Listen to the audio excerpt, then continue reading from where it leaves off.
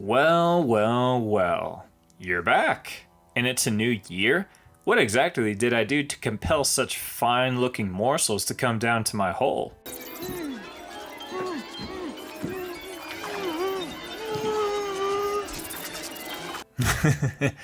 Oh yeah, I almost forgot. Well, since you're down here, let's talk about a 2023 movie. I almost had my first 2023 movie be Megan, but everybody and their grandmother reviewed it, and I was running late on my best of 2022 review. Feel free to check that out, by the way. What I am here to talk about today is Sick, a 2023 slasher on Peacock that takes place on April 2020 when COVID was the only thing on people's minds. Okay, also toilet paper. So, I will start the review off with little to no spoilers, then I'll dive into the spoiler stuff when all the non-spoiler type people have left. Let's get spooky.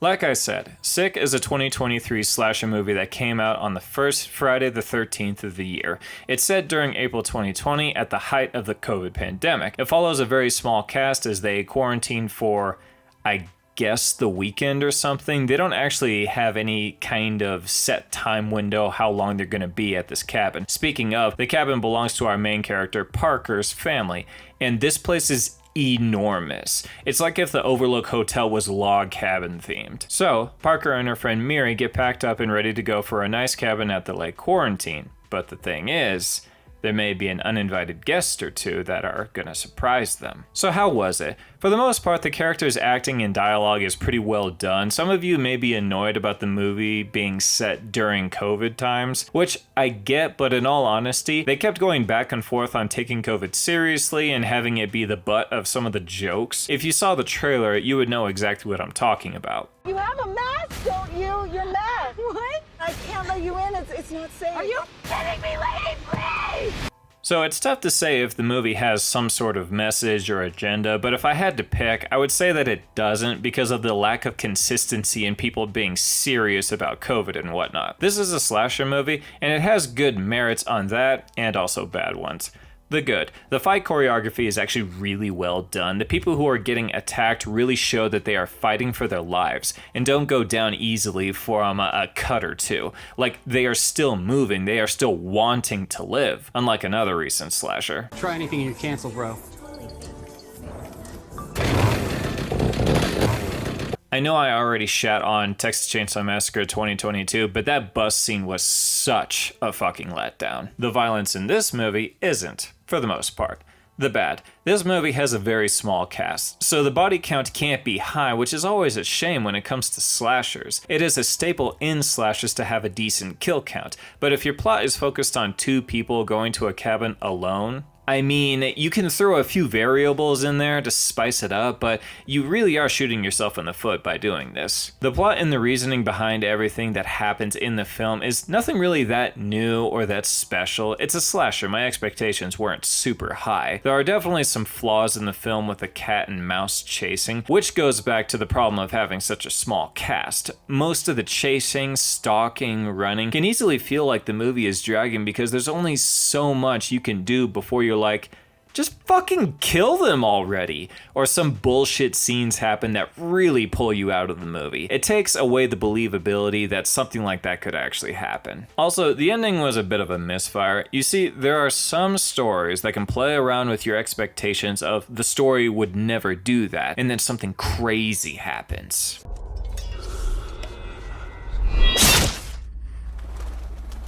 And it's the good kind of surprise that really shocks you to your core, like, what? Why? What's gonna happen now? And when a story can do that well, ooh, that's a good feeling. But there are some stories at certain moments, especially in life or death ones, that feel so fucking hollow. To put it plainly, you get this overwhelming feeling that everything or everyone is going to be fine because deep down, on some level, you know the story just doesn't have the balls to push the limit, take a risk, or flip the situation on its head. And that's the impression I got towards the ending of this movie. Overall, it's a serviceable slasher that would honestly be more in the skippable category. It's not terrible, but nothing really that special or worth a rewatch or a strong recommendation. It's like a light recommendation. If you want a strong recommendation, go watch Hush. Hush is a good slasher and is able to do a small cast slasher well. Now I'm gonna go into spoilers. The movie starts off decently strong. We follow around a guy who is doing some last minute quarantine shopping and the stores are picked pretty clean. He gets some random texts about wanting to party or hook up, and instead of jumping on the opportunity like a proper stud, he says, "Who the fuck is this?" and fuck off. Are you allergic to vaginas, Steve? He goes home and is then attacked by a masked man with a knife, and he puts up a pretty good fight. This is one of the moments I was giving credit to for the movie, but it's still for naught because he gets duped and he gets his throat slit, but instead of running away, the killer closes the door? What's he planning on doing with that body?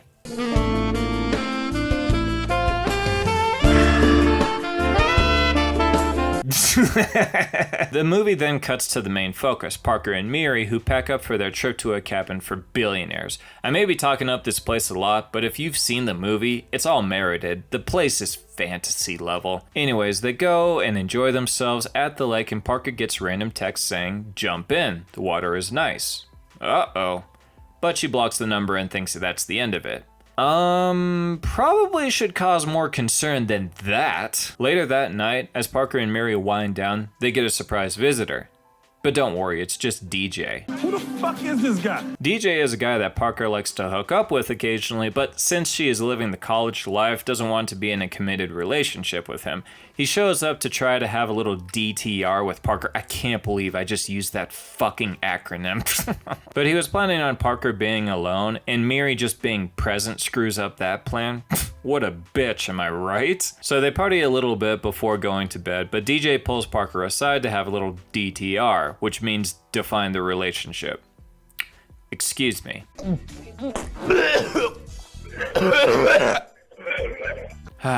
That's better. DJ pulls out his phone and shows her a video of her making out with a guy at the end of the world party, which really bothered him because they have like a thing going on and he's a bit jealous. Parker ends up breaking DJ's heart and he says he will leave in the morning.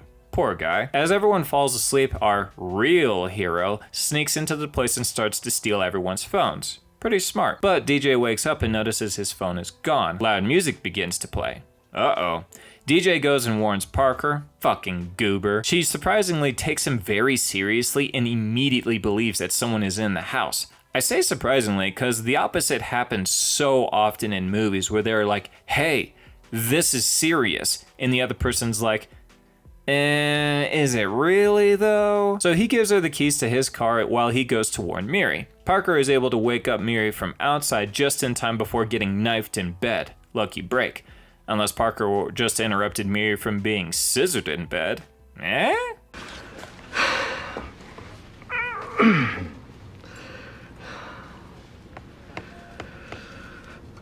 What? Nothing.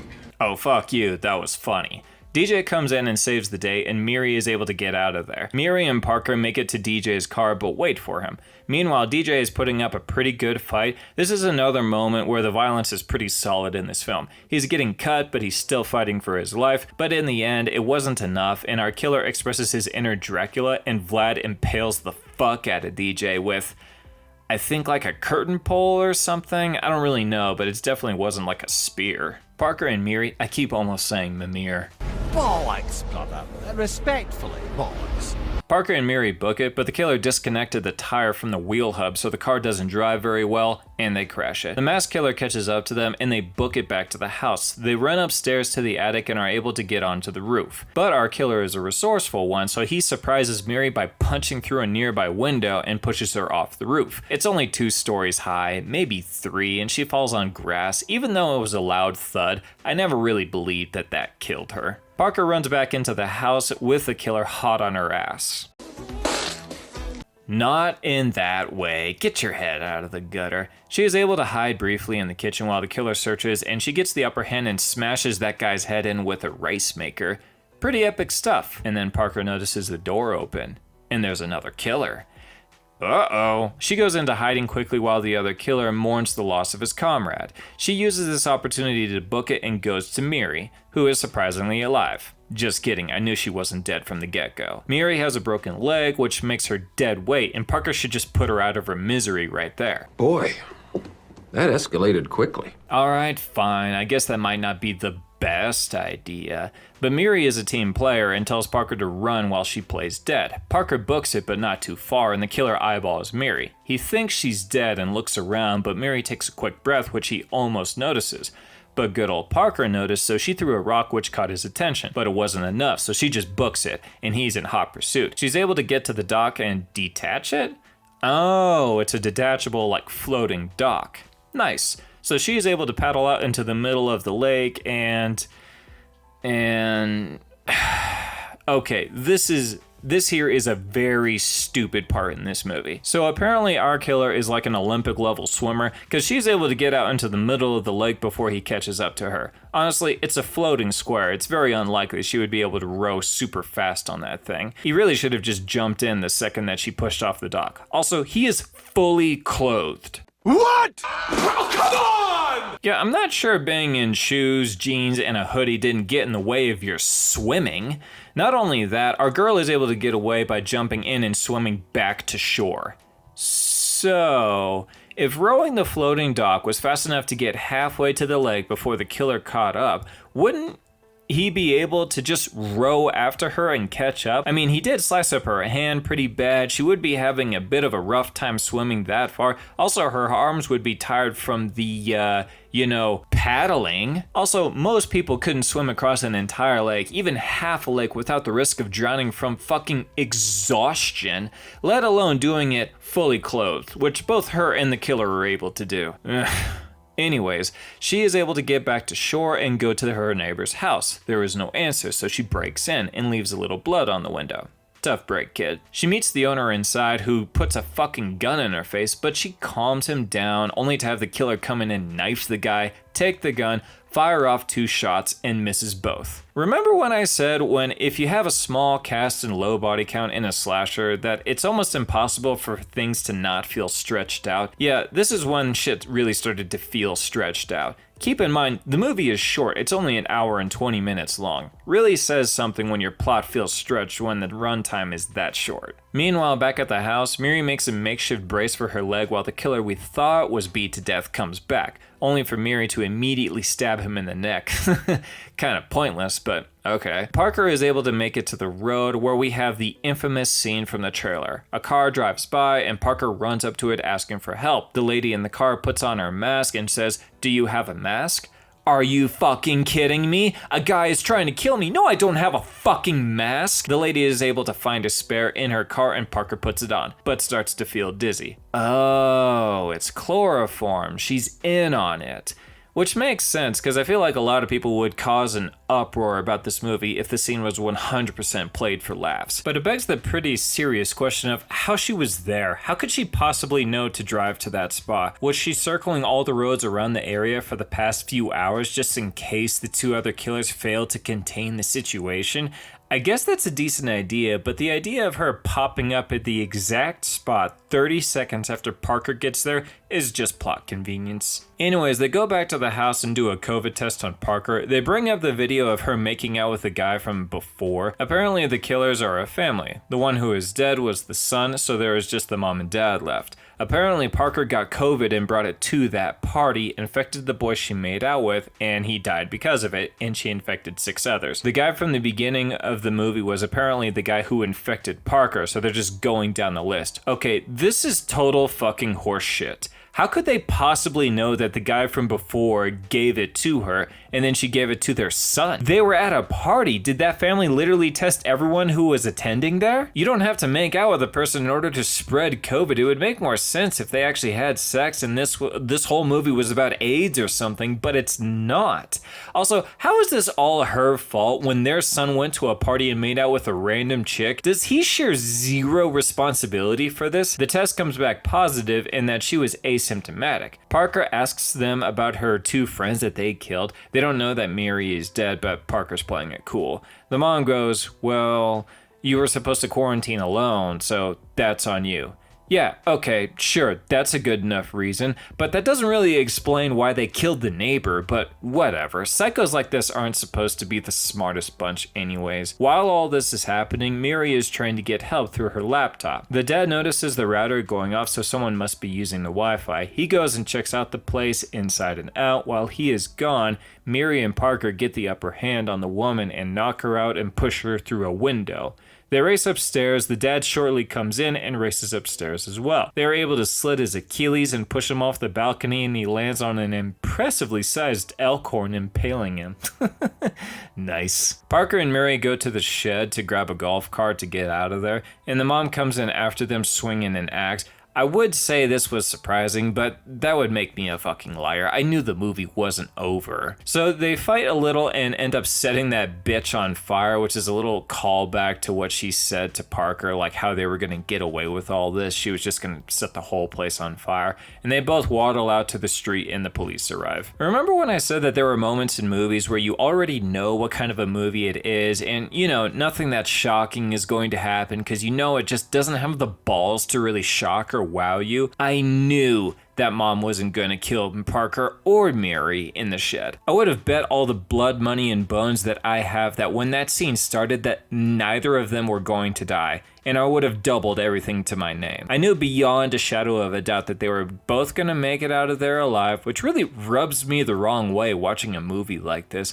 I know some people might easily be annoyed by the COVID theme, which I get, but you could replace it with drugs and the story would play out almost exactly the same. Like the main characters go to a cabin and party a little with drugs. The killers would still come after them because Parker was at a party with a guy that she brought drugs to and he ended up being addicted to them or OD'd on them, and they would still come after Parker to kill her. So I wouldn't say that COVID was let's say an irreplaceable theme or aspect of the movie. So that's everything. The whole plot, my likes, dislikes, good jokes, bad jokes, dark jokes, everything about this movie. Not the best way to start off horror for the new year, but it could have been worse. In all honesty, it's January. Apparently this is the month of mediocre to shit releases, so this really shouldn't be much of a shocker. On Rotten Tomatoes, the critics' rating currently sits at 91%. Yeah, my bony ass, this is a 91% movie. The audience has put it at a 67%, which is much closer to what I would give it. Maybe a smidge lower, but not too much. That's all. Thanks for watching, and stay spooky.